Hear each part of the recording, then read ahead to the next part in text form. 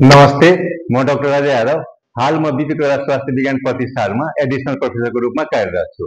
आज म तपाईहरुसँग basic life support, यसलाई नेपालीमा आधारभूत ज्यान रक्षा भन्छ, यसको बारेमा कुरा गर्न गइरहेको छु। कसरी बचाउन सकिन्छ अरूको ज्यान, यो सबैलाई गर्न आउनुपर्छ। यो सबैजनाले आफ्नो घर परिवार छर छिमेकी समाजको लागि सिक्नै पर्छ। डाक्टर र नर्सले मात्र होइन, सबैले गर्न मिल्छ। अस्पतालमा मात्र होइन, जहाँ पनि गर्न मिल्छ। बेहोस अवस्थामा कसैलाई फेला पार्नु भएको छ भने के गर्ने, कसरी अस्पतालसम्म पुगायो भने बिरामीको ज्यान बच्न सक्छ। आज हामीलाई यो सिकाउनको लागि हामीसँग हुनुहुन्छ doctor Saurabh, doctor Neeraj, doctor Dheeraj र डाक्टर लोकेश, जुन हामी अहिले देखाउन गइरहेको हो यो 8 वर्षभन्दा माथि र ठुलो मान्छेको लागि हो। 8 वर्षभन्दा मुनि बच्चाहरूमा छुट्टै र अलिक फरक हुन्छ। कसैलाई बेहोस अवस्थामा फेला पार्नु भएको छ भने के गर्ने? नम्बर 1, सबैभन्दा पहिला आफू सुरक्षित छु कि छैन हेर्नुपर्छ। त्यसपछि बिरामी सुरक्षित छ कि छैन हेर्नुपर्छ। जस्तै बिरामी रोडको बिचमा छ भने छेउमा ल्याउनु पर्ने हुन्छ। कुनै खतरा अथवा असुरक्षित ठाउँमा छ भने सुरक्षित ठाउँमा ल्याउनु पर्ने हुन्छ। नम्बर 2, यसपछि बिरामी होसमा छ कि बेहोस अवस्थामा जाँच गर्नुपर्छ। हातको माथि भाग काँधमा जोडले ट्याप ट्याप गर्ने अथवा झकझकाउने र साथसाथै जोडले आवाज पनि दिने। ठीक हुनुहुन्छ। बुढेसकालमा अथवा कोही कान ठुलो सुन्ने हुन्छ, त्यसमा चाहिँ ट्याप ट्याप र झकझकाएले काम गर्छ। पक्षघात भएमा एकतिरको नसा काम नगर्न सक्छ र यस्तो अवस्थामा आवाजले र दुईतिर ट्याप ट्याप गरेको र झकझकाएकोले काम गर्छ। अथवा सडक दुर्घटनामा दुईतिरकै नसा काम गरेन र छोएको थाहा पाएन भने आवाजले काम गर्छ। नम्बर 3, नजिकको मानिसहरूलाई हल्ला गरेर बोलाउने र सहयोग लिने। स्पष्ट रूपमा भन्नुपर्छ कि म आफ्नो कामले गइरहेको थिएँ, यहाँ यो बिरामीलाई बेहोस अवस्थामा भेटे र हामी सबैले मिलेर सहयोग गरिदिनुपर्छ। 4 नम्बर, आफै अथवा एकजनालाई तुरन्त फोन मार्फत नजिकको अस्पतालमा खबर गर्नुपर्छ। यदि अस्पतालको फोन नम्बर छैन भने 100 मा फोन गरेर पुलिसलाई जानकारी दिनुपर्छ। पुलिसको नम्बर 100 हो। खबर गर्दा एम्बुलेन्स र सहयोगी टोली कहाँ, कुन रोड, कुन चौक अथवा नजिकको कुनै प्रख्यात ठाउँ छ भने प्रष्ट रूपमा भन्नुपर्छ, आउन सजिलो होस् र ढिलो नहोस् भनेर। 5 नम्बर, अब हामी बिरामीले राम्ररी सास फेरेको छ कि छैन, आफू जस्तो सास आफूले फेरेको छ त्यस्तै फेरेको छ कि छैन हेर्नुपर्छ। यहाँ 3टा कुरा गर्नुपर्ने हुन्छ।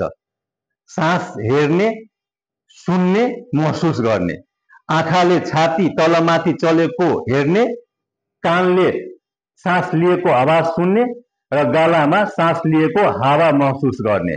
साथसाथै घाँटीको नाडीको गति छ कि छैन छाम्ने। घाँटीको डल्लो छाम्ने र आफू भएकैतिर 2टा औँलाको टुप्पो अथवा 3टा औँलाको टुप्पो तलतिर ल्याउने। यहाँ ठुलो रक्त नली हुन्छ र औँलाको टुप्पोमा पनि जोडले नै रक्त बगेको, नाडीको गति, भोक भोक हानेको महसुस हुन्छ। अब यति गरे पछाडि बिरामी 3वटा अवस्थामा हुन सक्छ। पहिलो अवस्था, सास पनि राम्ररी फेरेको छ र घाँटीको गति पनि राम्रो छ। त्यसपछि सुरक्षित अवस्थामा राखिदिने र सास फेरेको तरिका र घाँटीको नाडीको गति निगरानी गरिराख्नुपर्छ। अस्पतालको एम्बुलेन्स र टोली नआउन्जेल अथवा अस्पताल नपुगुन्जेल। म अहिले तपाईहरुसम्म जस्तै कुनै बिरामी बेहोसको अवस्थामा छ हैन, सास फेरिरहेछ र मुटुको चाल पनि छ र अचेत अवस्थामा फेला पार्नु भयो भने त्यो भोमिट गरेर बन्ता गरेर फोक्सोमा गएर ज्यान जाने सम्भावना हुन्छ। त्यस्तो बेला के गर्ने त? अब हामीले त अस्पतालमा खबर गरेको हुन्छौँ एम्बुलेन्सहरु पठाइदिनु भनेर। अब त्यति बेला के गर्ने त? एउटा सानो तपाईले यति मात्र गरिदिनु भयो भने बिरामीको ज्यान चाहिँ बच्छ। जस्तै अब यस्तो अचुत अवस्थामा फेला पार्नु भयो भने बिरामीलाई सिधा पार्नु पर्यो, र खुट्टा चाहिँ सिधा पारिदिनु। त्यस पछाडि कुनै खल्तीमा कुनै ठुलो सामानहरू छ, त्यसले गर्दा चाहिँ के हुन्छ भनेपछि नि त्यो प्रेसर परेर त्यहाँ घाउ हुने सम्भावना हुन्छ। जस्तै मोबाइल छ भने मोबाइल झिकेर साइडमा हालिदिनु, चस्मा फुटेर आँखामा घोच्ने चान्सेस हुन्छ, चस्मा पनि खोलेर हालिदिनु पर्ने हुन्छ। त्यस पछाडि सिधा गरिसक्नु भयो, यो हात छ, यो हात चाहिँ माथि यस्तो अवस्थामा गरिदिनु पर्ने हुन्छ। त्यस पछाडि यो हात आफ्नो हात छ, यो नमस्ते गरे जस्तै यो हात चाहिँ यहाँ गर्ने, त्यसपछि गालामा यसरी राख्ने र यो खुट्टा यसरी मोड्ने र देब्रे साइडमा यसरी पल्टाइदिने। यो खुट्टा पनि यस्तो गरिदिनु पर्यो र यो यस्तो गरिदिनु पर्यो। त्यो पछाडि जाऊ त, पछाडि हो।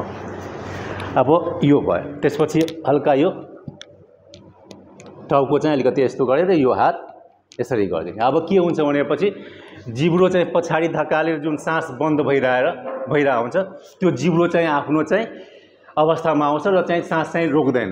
र कुनै चाहिँ जस्तै पेटको चाहिँ अब खानाहरू जुन अब बन्ता भएर जुन फोक्सोमा जाने चान्सेस हुन्छ भनेपछि यो सबै बाहिर गयो भनेपछि यति मात्र गरिदिनु भयो भने बिरामीको ज्यान बच्छ। र 2-2 मिनटमा हेर्नुपर्ने हुन्छ सास चलिरहेछ कि छैन, मुटुको चाल छ कि छैन। यदि छैन भने हामी चाहिँ त्यो सास दिने जुन हुन्छ त्यो प्रक्रियामा जानुपर्ने हुन्छ, अथवा मुटु चलाउने जुन हुन्छ त्यो मुटु थिच्नुपर्ने त्यो प्रक्रियामा जानुपर्ने हुन्छ। नत्र हामी अब यो जस्तै अब यही अवस्थामा हामी चाहिँ आधी घन्टासम्म राखेको छौँ भने हामी त अस्पतालमा खबर गरिसकेछौँ। अब एम्बुलेन्स आउन अथवा अस्पतालको कुनै अब साधनहरू आउन ढिलो भयो भने आधी घन्टामा चाहिँ फेरि चाहिँ कोल्टो पारिदिनु पर्ने हुन्छ, नत्र चाहिँ यहाँनिर प्रेसर लागेर घाउ हुने सम्भावना हुन्छ जाँगरमा। धन्यवाद। दोस्रो अवस्था, सास सामान्य अथवा राम्ररी फेरेको छैन। यदि जोडले घुवार आवाज आइरहेको छ भने मुखभित्र केही वस्तु हुन सक्छ, मुखबाट निकालिदिनु पर्ने हुन्छ। अथवा बेहोस अवस्थामा जिब्रो तल गएर श्वास नली बन्द गरेको हुन सक्छ।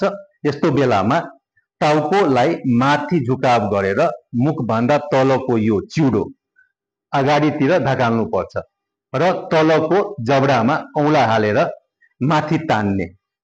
दुईतिरै यो गर्दा जिब्रो आफ्नो सामान्य अवस्थामा आउँछ र बिरामीले सास राम्ररी फेर्न सक्छ। यदि घाँटीमा चोटपटक लागेको छ भने अथवा सडक दुर्घटना भएको छ भने जबडा मात्र तान्ने, टाउको माथि झुकाव र चिउडो अगाडितिर नतान्ने। घाँटीको नसा झन बिग्रिन सक्छ। यदि यति गर्दा पनि सास राम्ररी फेर्न सकेन अथवा सास छैन भने सास दिनुपर्ने हुन्छ। प्रत्येक 5 देखि 6 सेकेन्डमा एकपल्ट आफ्नो मुखले फुकेर एकचोटि सास दिनुपर्ने हुन्छ। यस्तो बेला सास दिँदाखेरि नाक बन्द गरेर जोडले फुक्नु पर्ने हुन्छ र 10 देखि 12 पल्ट 1 मिनटमा सास दिनुपर्छ र प्रत्येक 2 मिनटमा घाँटीको नाडीको गति छ कि छैन जाँच गर्नुपर्ने हुन्छ। यदि एम्बुलेन्स र अस्पतालको टोली आएको अवस्थामा जिम्मा लाउनुपर्छ। यदि टोली छैन भने यस्तो गर्दा गर्दै एम्बुलेन्समा आफै अस्पतालसम्म पुगाइदिनु पर्ने हुन्छ र अस्पतालको इमर्जेन्सी टोलीलाई जिम्मा लगाइदिनु पर्ने हुन्छ। तेस्रो अवस्था, दुईटै छैन, सास पनि फेरेको छैन र घाँटीको नाडीको गति पनि छैन।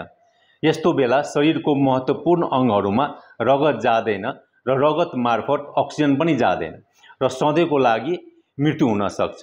यस्तो बेला मुटु थिच्दै र सास दिँदै गरे भने ज्यान बच्न सक्छ। 30 पल्ट मुटु थिच्ने र 2 पल्ट मुखले सास दिने। कसरी मुटु थिच्ने र सास दिने? यो छातीको कड़ङको पुरा भागको बिच्च भागमा अथवा यो बिच्चको काडा हड्डीको काडा हड्डीलाई 3 भागमा चाहिँ बाँड्ने र तल्लो भागमा आफ्नो, यदि दाहिने हाते हुनुहुन्छ भने दाहिने हात अथवा देब्रे हाते हुनुहुन्छ भने देब्रे हात काडा भाग चाहिँ हाल्ने र त्यसबाट चाहिँ अर्को हात त्यो माथि हाल्ने र औँला र तलको हातलाई तालचा लाउने, दुईटै औँलाको। टाउको र छाती अगाडि ढल्काउने, आफ्नो शरीरको सबै भार हातमा ल्याउने, हात र खुट्टाको जोड्नेहरू तल लाए जस्तै लाउने र सिधा राख्ने, नचलाउने। यो जाङको माथि जोड्ने मात्र चलाउने र बल पनि यहीँ पछाडिबाट ल्याउने। 30 पल्ट मुटु थिच्ने,